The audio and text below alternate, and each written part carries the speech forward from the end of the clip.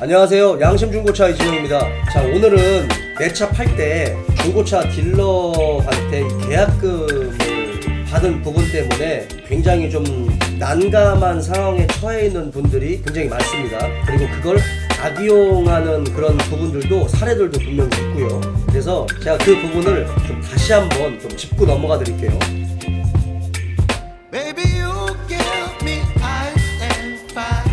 최근에 전화를 많이 받는 것 중에 하나가 중고차 매입과 관련된 부분에서 전화를 되게 많이 받아요. 10통화가 오면 한 7, 8통화 정도는 이제 자기 차의 견적을 물어보는 전화인 거죠. 요즘에 본인의 차를 판매하는 분들이 굉장히 많이 있는 것 같습니다. 그리고 또 하나는 그거와 더불어서 매입 사기를 당한 것 같다 라고 말씀하시면서 도움을 요청하는 전화들도 굉장히 많이 받거든요. 문자도 굉장히 많이 오고요. 그래서 이 부분을 제가 한 번 더 여러분들께 좀 알려드리도록 할게요.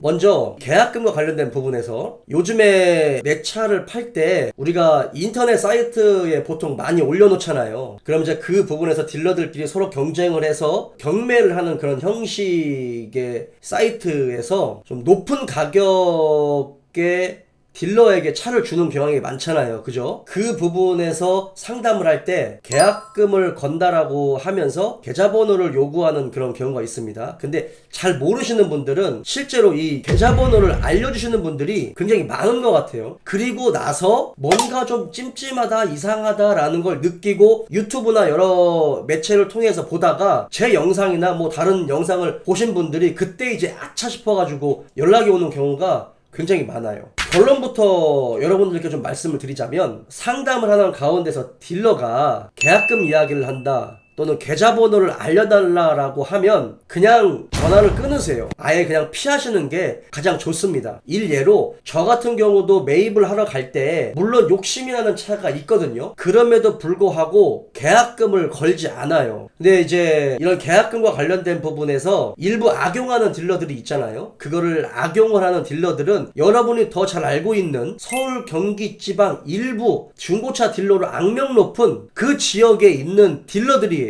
그리고 좀 젊은 친구들입니다. 제가 대전에서도 지인이나 뭐 지인 한 다리 건너 있는 사람들이 이 계약금이 받은 이 부분 때문에 굉장히 스트레스를 많이 받아 하셔가지고 제가 몇 번 일 처리를 제가 깨끗하게 도와드린 적이 있는데 그때마다 현장에 가서 제가 보면 전부 다 그 수도권 지역 일부 악명 높은 그 지역의 딜러들이고 나이가 대부분 어린 딜러들이에요. 그러니까 실제로 저처럼 뭐 30대 후반이나 40대가 넘어가는 이런 딜러들은 그런 거 가지고 장난을 거의 안 칠 겁니다. 실제로 이런 어린 친구들이 허위 매물도 많이 하고요. 매입 사기 같은 거 이런 부분에서 장난을 좀 많이 치는 것 같아요. 그러니까 물론 사람마다 좀 다르겠지만 유독 그런 것과 관련해서 실제로 경험을 해보면 그런 부류의 친구들이 대부분이었습니다.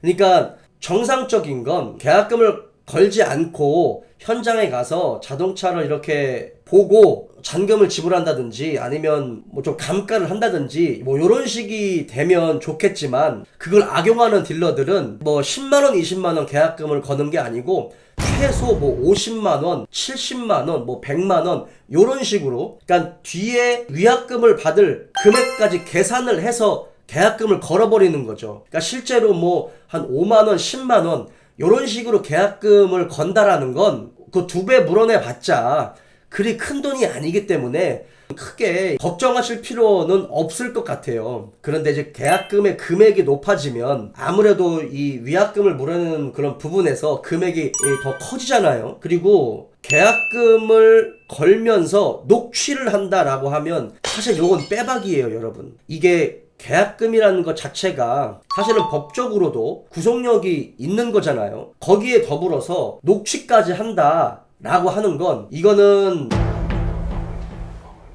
위약금으로 장난치겠다, 너 코 걸겠다 이런 식으로 해석을 할 수밖에 없을 것 같아요. 왜냐하면 실제 이 계약금이라는 것 자체가 상호 간의 거래를 하기 위해서 이 서로 그 신뢰감을 보여주는 하나의 방법이잖아요. 수단이고. 그리고 녹취도 마찬가지일 겁니다. 녹취도 소비자나 판매자가 변수가 생겨가지고 뭐 거래가 안 됐을 때 그때를 대비해서 다시 한번 법적으로 또 구속력을 또 가질 수 있는, 또 인정이 되는 그런 부분인 것은 확실해요. 근데 이제 그거를 악용을 하는 딜러들이 있다라는 얘기죠. 계좌번호를 요구하는 딜러들과는 차라리 처음부터 거래를 안 하시는 게 좋습니다. 그러니까 이 영상을 보고 뭐 일부 뭐 인터넷 사이트에 내 차를 올려서 판매하거나 높은 가격에 판매하는 건 참 좋은데, 이 자동차라는 게 시세라는 게 있잖아요. 이게 매입 시세가 있고 또 판매되는 소매 시세가 있어요. 그런데 내 차의 매입 시세가 판매 시세와 별 차이가 안 난다. 그것도 좀 의심해 볼 필요가 있어요. 왜냐하면 딜러들이 매입을 해 가지고 가가지고 그걸 상품화 시키는 과정에서도 이 몇십만 원이 들어가거든요. 그러면 그 몇십만 원을 빼고 마진을 봐야 되기 때문에 이게 최소한 7, 80만 원, 돈 100만 원 이상의 최소한 그 갭 이상이 나야 되는 게 맞아요. 전체적으로 이래 시장 상황이라든지 이런 것들에 따라서 갭이 더 많이 나거나 아니면 갭이 많이 안 나는 경우들도 있겠지만 대체적으로는 100만 원에서 이렇게 왔다 갔다 해요. 근데 그 갭 차이가 많이 안 난다라고 하는 건 그것도 합리적으로 의심을 해볼 필요가 있는 겁니다. 거기에 더불어서 일부 허위 매물이나 중고차 거래에서 이 악명 높은 지역에 있는 그 딜러라고 한다면 한 번 더 의심을 해볼 필요가 있어요. 그리고 제가 앞서 설명드린 것처럼 거의 젊은 친구들이 이렇게 장난을 친다라고 했잖아요. 전화를 받았을 때 나이가 어려 보이는 목소리나 현장에 왔는데 어린 친구들이 오잖아요. 그러면 요거는 더 확실히 의심해 볼 필요가 있습니다. 물론 사람마다 지역마다 열심히 하고 정직하게 하시는 분들이 더 많아요. 그런데 그 일부 딜러들이 지금도 계약금과 위약금, 녹취 뭐 이런 거를 가지고 이 장난을 치고 있다라는 이야기죠. 딜러 입장에서 보면 되도록이면 자동차를 매입을 해서 오는 게 더 좋습니다. 저렴한 가격에 매입해서 오는 게 더 좋겠죠. 근데 이제 아주 그렇게 쉬워진 세상이 아니에요. 그러다 보니까 계약금을 집어넣고 현장에서 차를 보면서 일부러 흠집을 내는 딜러들도 있고요. 없는 사고를 만들어내는 딜러들도 있고, 그런 걸 이용해서 내가 냈었던 견적에서 정말 말도 안 되는 가격으로 막 이렇게 후려치는 그런 딜러들이 있어요.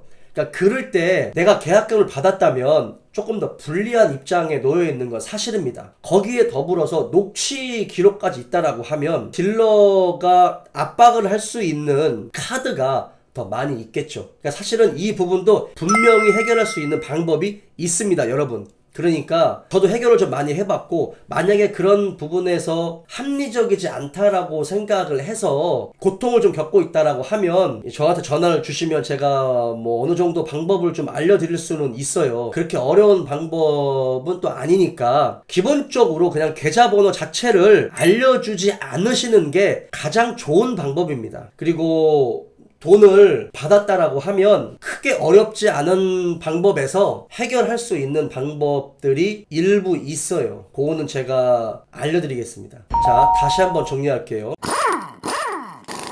중고차 딜러는 물론 계약금을 걸 수 있겠지만 소액의 한 5만원, 10만원 정도의 계약금 거는 것 같은 경우는 위약금과 관련된 부분에서 장난을 칠 목적이 거의 아닐 경우가 높죠. 위약금을 많이 받기 위해서 계약금을 많이 집어넣어야 압박을 할 수 있으니까요. 그러니까 그 부분에서 아예 계좌번호도 알려주지 말고 계약금 자체를 받지 않아야 된다. 일부 악명 높은 그런 지역에 있는 딜러다, 그게 뜨잖아요, 사이트에. 그런 지역에 있는 딜러들이다. 그런데 매입 금액을 좀 높게 가져간다 라고 하면 분명히 합리적으로 의심을 해볼 필요가 있습니다. 그리고 녹취가 됐거나 뭐 계약금을 받았다라고 하면 뭐 다시 얘기를 잘 해서 돌려줄 수도 있잖아요. 돌려줄 수 있는 부분이라면 사실 크게 상관이 없겠는데, 돌려준다라고 했을 때 위약금 이야기를 한다라고 하면 정말 빼박이니까 그런 부분들을 좀 조심하시기 바랍니다. 제 영상을 보시고 절대 내 차 팔 때 중고차 딜러에게 계좌번호 알려주시면 안 됩니다. 꼭 기억하세요.